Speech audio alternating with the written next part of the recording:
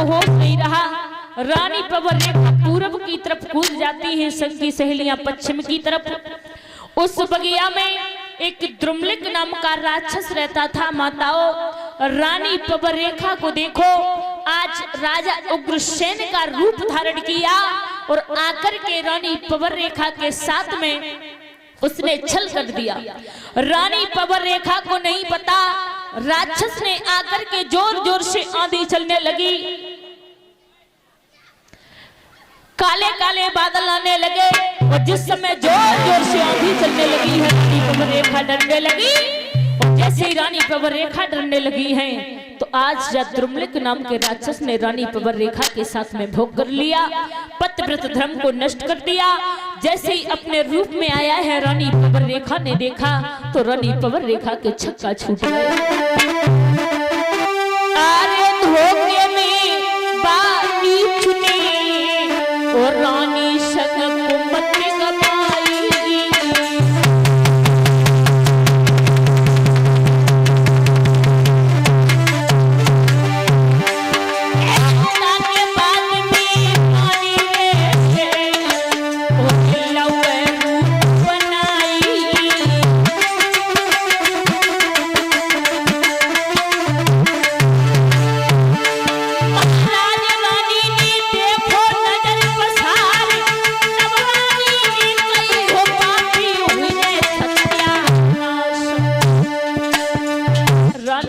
समझ पाई।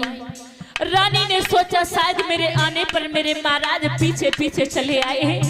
माता पतिव्रत धर्म को नष्ट किया। जैसे ही अपने भेष में आया तो रानी बोली, ओरे भागे, तूने अच्छा नहीं किया। तेरो हुए सत्यानाश, अधर्मी धर्म बिगाड़ो।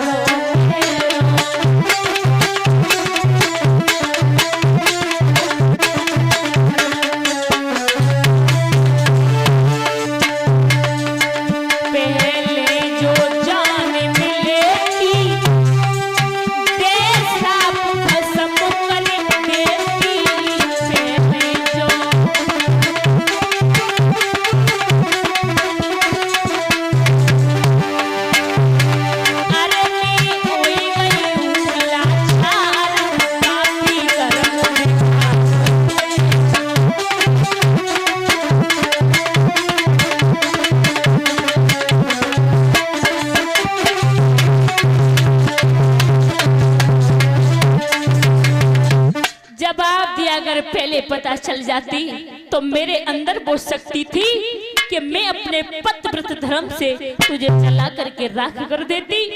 राक्षस हंस करके बोला, क्षमा करना महारानी, अरे मुझे बड़ा तरस आया कि काफी दिनों से तुम्हारे संतान नहीं है, जाओ तुम्हारे गर्भ से एक ऐसा बच्चा पैदा होगा।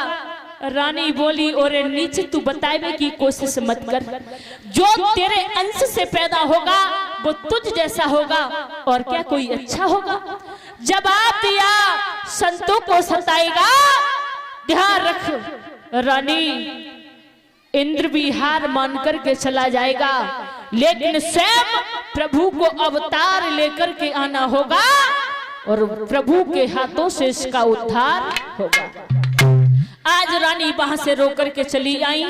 रास्ते में सहेलियां मिली, ए रानी ये साड़ी, अरे श्रृंगार कैसे उजड़ा है।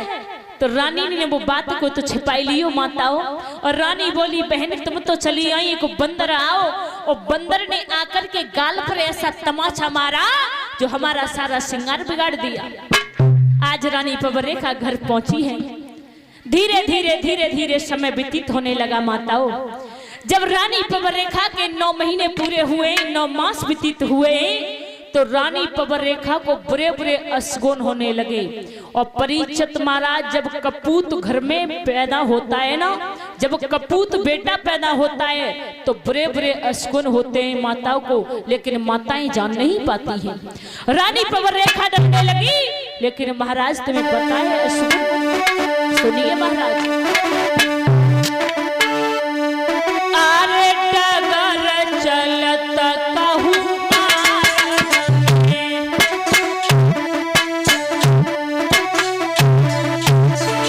महाराज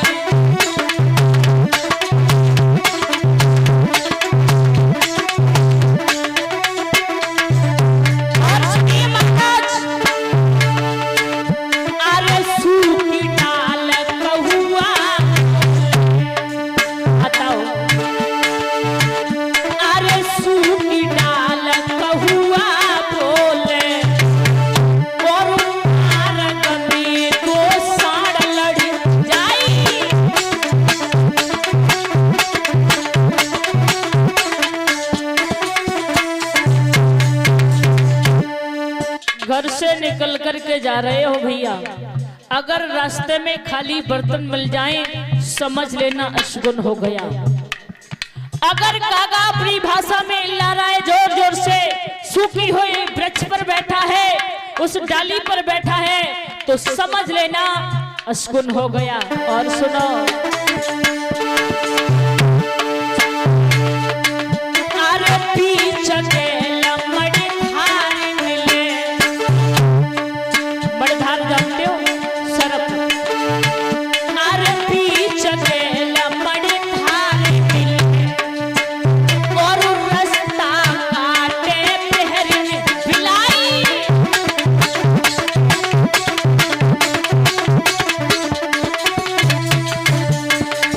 घर से निकल करके जा रहे हैं, अगर रास्ते में सर्प मिल जाए तो समझ लेना अशगुन हो गया।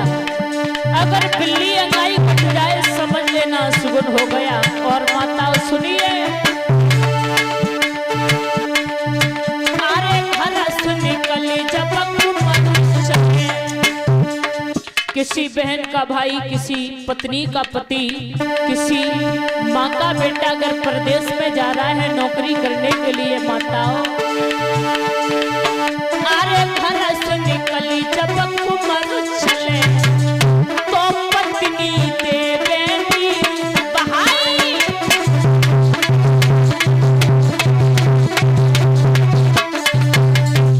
कभी भी स्त्री को रोना नहीं चाहिए, अशगुन होता है। आज रानी प्रवर रेखा को अशगुन होने लगे, देखा काले काले बादल आने लगे। थोड़ी देर में देखा रानी प्रवर रेखा ने तो जोर जोर से आंधी आने लगी। रानी प्रवर रेखा डरने लगी। देखते ही देखते रानी प्रवर रेखा के गर्भ से एक बच्चे का जन्म हुआ। नामकरण संस्कार हुआ परीक्षित महाराज, तो उसी बच्चे का नाम पड़ता है कंस। अब कंस धीरे धीरे बड़ा होने लगा। जैसे 5 वर्ष को भाव संकर लड़कों के साथ में खेलने के लिए जाता है, किसी को मारता है, किसी को छोड़ता है। एक दिन की बात है, जवाब दो भैया। अरे क्या कह रहा भाइयों? भैया ओ आज तू पे घर से का खाए के आओ? हाँ हम खाए के आए भाइयों, खीर। आओ भैया ओ मोए कैसे पता चलेगी कि तू खीर खाए के आओ है? का कही मोए कैसे पता चलेगी कि तू खीर खाए के आओ है? ऐसा कर रहा है? हाँ भाई जीवन का रहा, तू चाट के देख ले। छट छट छट छट। तो भैया तू सही कह रहा हो कि खीर खाए के आओ है? तो एकदम खीर खाए के आए। खीर खाए के आओ है? हाँ बम का पड़ो जी बता, तो हम जानेंगे कि खीर खाए के आओ है। बा में हाँ जय मत पूछा भाइयों का डरो, तो बताए दे का डरो। बा में बड़ा बड़े तो माला डरे। का डरो? बा में हाँ बता।